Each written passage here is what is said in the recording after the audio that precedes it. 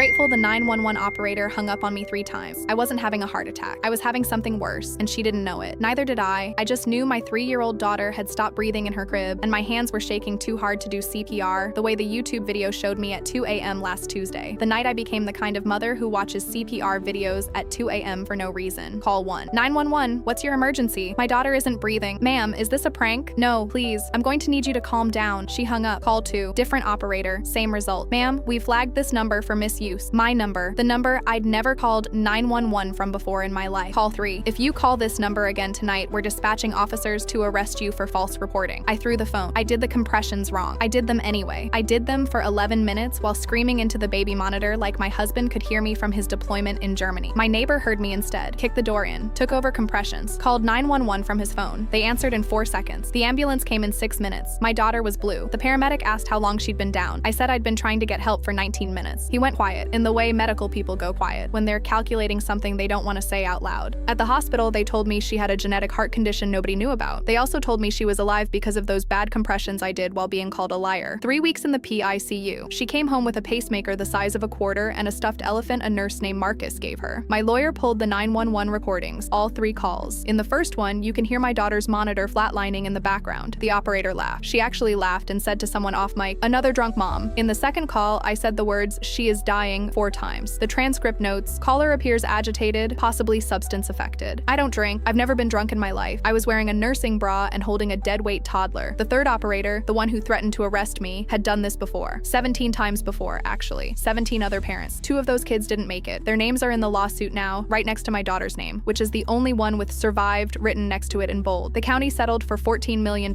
split between the families. The operators were fired. One was charged criminally. My neighbor, the one who kicked my door in, is a retired trucker named Walt who'd never done CPR in his life. He learned it the week before from a pamphlet at the DMV because he was bored in line. A DMV pamphlet saved my daughter. Walt comes over every Sunday now. My daughter calls him Grandpa Walt. He cries every time. She doesn't remember any of it. She's 4 now. She has a scar down her chest. She calls her Brave Line. She asks me sometimes why Grandpa Walt loves her so much. I tell her because he was the first person who believed her mom. Some angels have wings. Mine had steel-toed boots, a DMV pamphlet, and a door he didn't ask permission to kick down. This story shows that the systems built to save us can fail in the exact moment we need them most. And sometimes the only thing standing between life and death is a stranger who decided to care. A mother begged 3 times. A trucker with a DMV pamphlet answered once. That contrast should shake every single one of us. How is it possible that trained operators dismissed a dying child while a bored man in a DMV line became a guardian angel? Drop your thoughts below. Would you have kicked that door down?